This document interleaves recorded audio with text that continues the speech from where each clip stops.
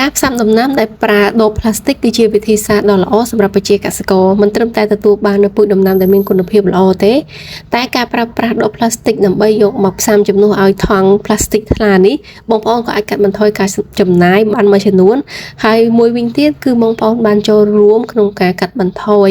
សម្រាមក៏ដូចជាកែច្នៃសម្រាមប្រើឡើងវិញ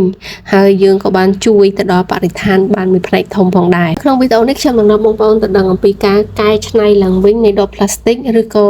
កែវកាហ្វេក៏បានដែរបងប្អូនយកមកផ្សំដំណាំរបស់យើងទៅប្រើវាឲ្យមានប្រយោជន៍ឡើងវិញអញ្ចឹងទីមួយបងប្អូនត្រូវតែរៀបចំសម្ភារៈឬក៏ឧបករណ៍ដើម្បីធ្វើការ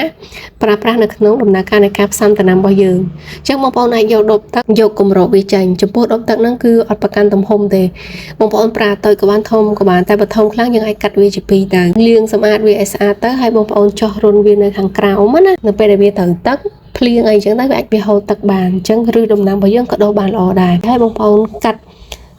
តាមបដោយបឈររបស់ដបណាប៉ុន្តែយើងកាត់កុំឲ្យវាដាច់ជាពីរមានន័យថាយើងគ្រាន់តែកាត់តែម្ខាងទេដើម្បីយកប្រឡោះហ្នឹងក្នុងការសៀតមេឃដំណាំយើងចូលហើយទី2បងប្អូនយកកត្រៃសម្រាប់ដែលយើងកាត់មេឃឈើណាបងប្អូនត្រូវតែត្រៀមក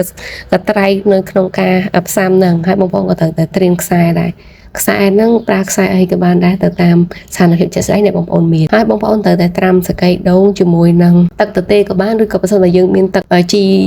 ប្រូតេអ៊ីនអាម៉ូណូដែលខ្ញុំបានធ្វើពីវីដេអូមុនបងប្អូនអាចយកសកៃដូងហ្នឹងទៅត្រាំជាមួយនឹងជីទឹកអាម៉ូណូហ្នឹងទៅត្រាំចំនួន1យប់ទៅបងប្អូនអាចយកវាមកប្រើបានហើយបើសិនបើបងប្អូនអត់មានសកៃដូងច្រើនទេបងប្អូនចង់ប្រើដី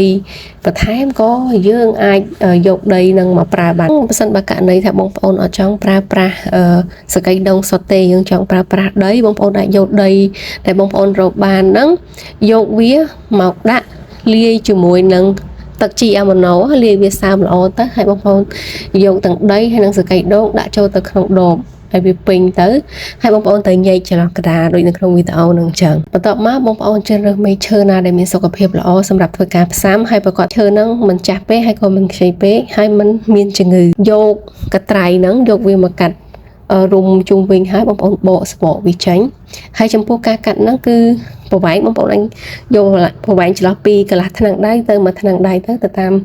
អ្វីដែលបងប្អូនគិតថាយើងធ្លាប់ធ្វើកន្លងមកបានផលអស់បងប្អូនធ្វើតាមហ្នឹងចឹងទៅបន្ទាប់ពីកោសមេឃឈើហ្នឹងឲ្យអស់ជារំអិលហើយបងប្អូនយកដូបដែលយើងបានដាក់ដីហើយនឹងសកៃដូងហ្នឹងទៅសូកពីក្រោមហើយផ្នែកដែលយើងកាត់ហ្នឹងឡើងលើបងប្អូនហើយបងប្អូនរុំជាមួយខ្សែចងវាឲ្យតឹងល្អទៅរុំ3ក៏បាន2ក៏បានមុខមួយក្រោយមួយទៅតាមស្ថានភាពជាក់ស្ដែងដែលបងប្អូនគិតថាវាតឹងល្អណាកុំឲ្យទៅខ្យល់ទៅវាលបោចំណុចចុងក្រោយគឺបងប្អូនទុកបន្ទាប់ពីយើងដាក់ផ្សំដាក់អីហើយបងប្អូនទុកវាឆ្លាស់ពី2ទៅ3ខែវាអាស្រ័យទៅលើប្រភេទដំណាំដែលបងប្អូនផ្សំទេអញ្ចឹងនៅក្នុងឆ្លាស់ពី2ទៅ3ខែហ្នឹងឬរបស់ណែរុក្ខជាតិឬក៏ដំណាំរបស់យើងនឹងចាប់ផ្ដើមដុះពេញទៅក្នុងដបហ្នឹងហើយអញ្ចឹងបងប្អូនរងចាំរហូតទៅដល់ឬនឹងវាឡើងខ្មៅមានថាឬនឹងវារៀងចាស់បន្តិចអញ្ចឹងនៅពេលដែលយើងយកទៅដាំគឺវានឹងចាប់ដីបានល្អដូច្នេះបងប្អូនអាចកាត់